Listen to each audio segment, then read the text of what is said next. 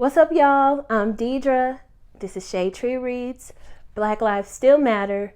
And today I'm coming at you with the mid-year book freakout tag. As usual, I have my trusty dusty notebook here, and I wrote all the prompts and my answers here, so that is why I will be looking down a little bit. So let's get right into it so that this video is not too long. The first question is, what's the best book you read so far? And for me, this is hands down two answers. I couldn't say one and not the other. And actually, I'm surprised that I read both of these in 2020. 2020 has been like 5 years long. So shit. Anyways, the answers to this is The Rage of Dragons, and that is by Evan Winter. That book was so fucking good. I actually read that book from a borrowed book from the library, and so I recently ordered a copy of it to have for myself. But that shit was good. It was action-packed. It was emotional. There was a lot of political intrigue. There was just brute force, and there were dragons, and there were some badass women, witches in there, and so I really, really, really was into it. I don't want to go too much more into it without the book in front of me. Anyways, the other book is The Fifth Season. I read The Fifth Season by N.K. Jemisin this year. I thought that was at the end of last year as well, but that was my introduction to N.K. Jemisin, and I have no regrets. I love that book with my whole heart. I didn't like the sequel that much, but I really liked The Fifth Season. It was everything that I wanted and then some stuff that I didn't know I needed. Number 2 is the best sequel you've read so far. And I haven't read very many sequels at all. I think I've only read like 3, and 2 of them are manga or graphic novel sequels. But so I picked my brother's husband for this one, and I don't remember the author's name off the top of my head, but yeah, that was probably the best sequel of the sequels that I've read so far this year. New release you haven't read yet but want to, and that would be A Song of Wraiths and Ruins. A Song of Wraiths and Ruin. There was 3 books. There was a big 3 that were released on June 2nd. That was A Song of Wraiths and Ruin, You Should See Me in a Crown, and A Song Below Water, I believe is the name of that other book. I actually already own You Should See Me in a Crown. I had pre-ordered this one, but the other 2 I have not gotten my hands on yet, and I want to read both of those, but especially A Song of Wraiths and Ruin. The 4th one is most anticipated release for the second half of the year. I have 4 answers for this, and I couldn't even narrow it down. Cinderella is Dead. That cover is just so beautiful. I believe B from But Bookish read this earlier in the year and reviewed it, and they loved it, but I have been wanting to get my hands on it ever since I saw them review it. I will link their review that they left on, I think it was Goodreads I don't think they did a video review, but I'll leave their review of this book down in the description box for y'all to check out and maybe pre-order as well. The second book that I must get that's going to be a new release for the second half of the year is The Fires of Vengeance, which is the sequel to The Rage of Dragons. Enough said about that. It comes out in November. Raybearer, I saw Jesse has just been raving about this book since they read it however long ago, and they won't shut up about it, and so I really think it would hit well for me, so I can't wait to get it. And the last one is Black Sun. That one is by Rebecca Roanhorse, who wrote The Trail of Lightning. I think that's just a duology. It might be a trilogy, but I haven't read that either. But the cover for this one, the cover is so fucking beautiful. I can't even get over it.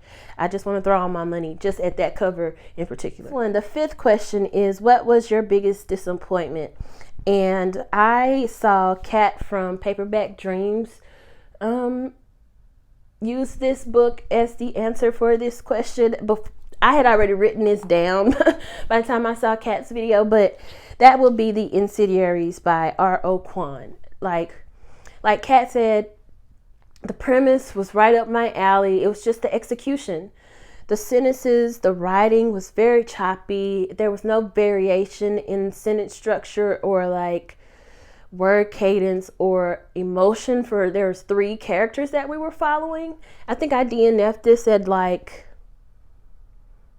maybe a little bit under 50%. Anyways, it was boring. I couldn't tell each character apart. I kept having to reread passages. I kept having to flip back and see what just happened and whose perspective I was in, because I couldn't tell the difference between each person. I didn't like that at all. And I wonder if it was translated from another language into English, and that might be why it kind of fell flat in the I don't know, but I really didn't like it, and I really had high hopes for that one. The 6th question is, what was your biggest surprise?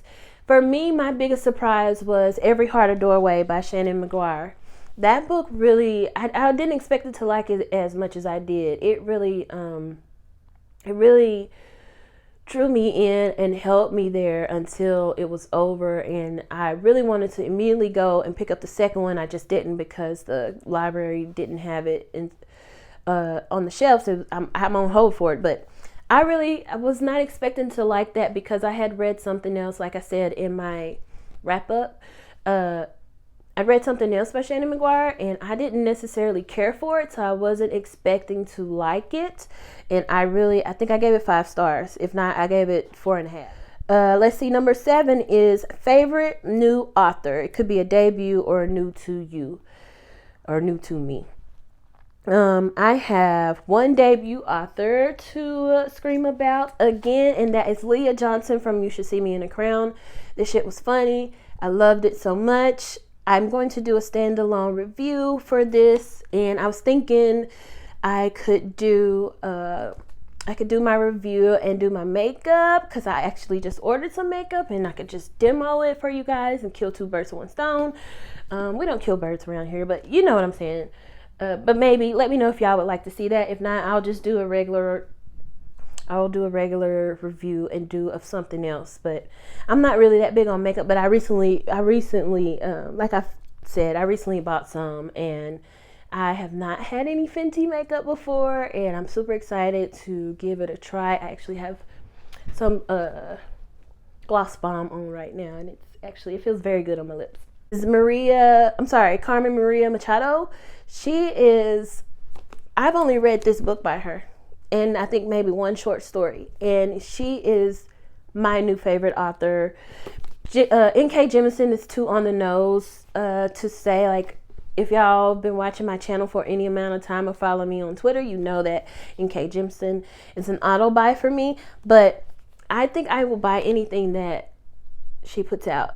Carmen Maria Machado, new favorite author to me. And the other one is Jason Reynolds. This year or late last year I can't remember when, I should probably look that up, but late last year, early this year is the first time that I read a book by Jason Reynolds, and I am just so glad that he is around writing books for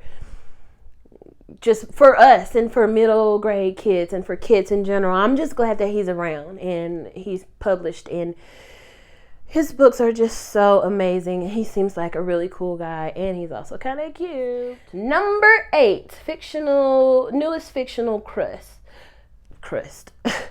Newest fictional crush. I don't really have crushes on fictional characters. I don't get attached in that way. But if I were to have a crush, I would definitely say that the owner or the CEO of the culinary school in Food Wars, where they're having that cooking camp. I don't know the dude's name, but we see him for the first time in a hot tub, and that motherfucker. Anyways. Number 9 is newest favorite character. This could have been one of my crushes if I were to have a fictional crush, but it was Calvin from Neighborly. He is Heaven's husband, and he was the one that's the boxer and the former UPS driver. I'm sorry, I keep looking out the window because it's so windy, and I just see stuff blowing all over the place. Anyway, so yeah, Calvin is my newest favorite character. I think maybe also I will say that Manhattan, from the city that we became, is one of my new favorite characters, but that feels a little basic bitch. Anyways, both of them. Number 10, book that made you cry. I would say that I don't cry in books, but that's a lie. I got 3 books written down here. The only reason why I was okay at the end of this book is because I knew that she was okay. I knew that she had gotten married and was doing okay by the time this book was out, but I cried. I fucking cried so hard in this book. It was just the way she wrote some of these passages. It just really fucking hit me hard, and I loved everything about it, even though it was pretty hard to read. Another book that made me cry was The Deep by River Solomon. Actually, I'm not going to go in the other room and get it, but that shit made me cry because it was just so heavy and so deep to think about. What if we were descendants of slave mothers who were thrown overboard and birthed this new species? What if that was an actual thing? And what if the remembrance was real? And what if, and that shit just really hit me hard. It was a little bit over 100 pages, but it took me a long time to read it because it was so heavy, but it was so good, and just, I loved everything about it. The other book that made me cry was Radium Girls. I think that one's by Kate Moore, if I'm not mistaken. I'll correct myself on somewhere on the screen. But yeah, it was a nonfiction book about the women who painted, who used radium to paint dials and other type of things, military equipment and other stuff in the 1920s, I believe it was. For the First World War, like in the teens into the 20s, and then they got shut down around the 30s and then the 40s. But the fallout for these women who were just trying to do their job, and their employers did not protect them. Not only did their employers not protect them, but they didn't give a fuck about them at the end of the day, and they actively tried to block them from getting help from the danger that they caused these women. But yeah, that shit made me cry because it was just kind of horrific, and it didn't seem like there was going to be a good ending, and it just didn't seem like there was any hope at some points in the book. And I just couldn't believe how hard people fought against them getting what was really owed to them, as far as restitution is concerned. But that made me cry. It was good. If you haven't read that and you like nonfiction books, go pick that up. Grab the audiobook from Scribd if you have a Scribd subscription.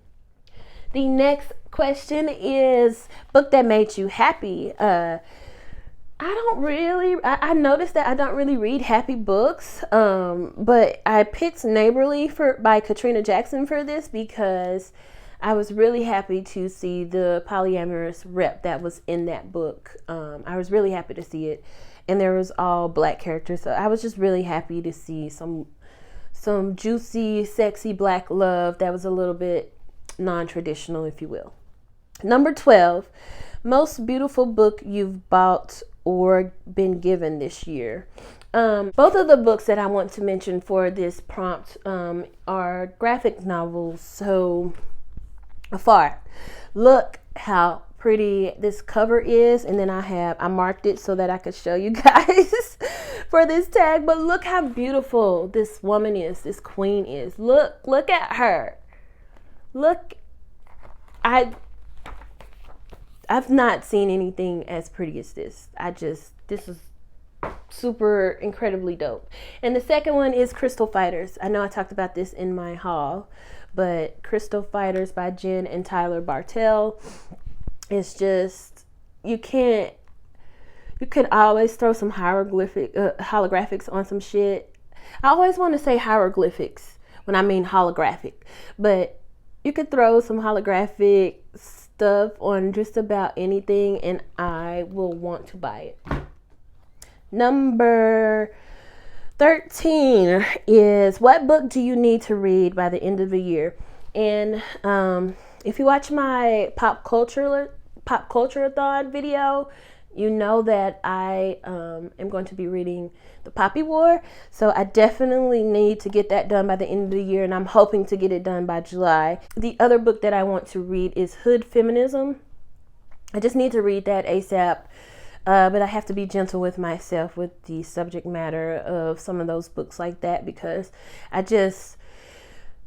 I'm a bit of an empath, and so that shit just hits me hard. It really gets to me. So I just have to be nice. But I do want to read that, nice to myself.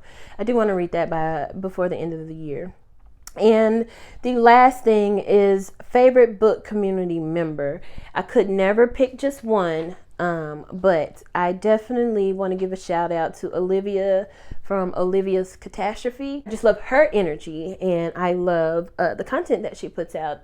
She reads a lot of different things, and we don't necessarily have the same taste, but the things that we do read in common, a lot of times we have the same opinions of them.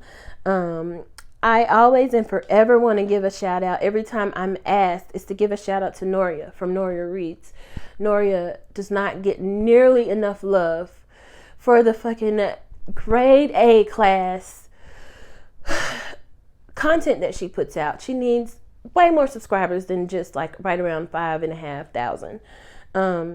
And then the last person that I want to talk about in this video, I have another video where I'll be making more recommendations or shout outs. But for this one, I want to make the last one Sunny from A Sunny Book Nook, which I think I've already shouted her out at some point on another video on my channel. But Sunny is one of the coolest cats that I have met in the book community. She was one of my first subscribers, and we've buddy read a book together. We got one more that we need to read, and I just love her content and her energy and the things that she says on her channel, and everything is just mwah. So that's it for the mid-year freakout tag. I have other videos coming up soon for you guys. If y'all stay tuned, subscribe, maybe hit that notification bell. Since I'm a little bit inconsistent, you might want to be reminded, maybe. Anyways, we'll see y'all in my next video, y'all. Bye.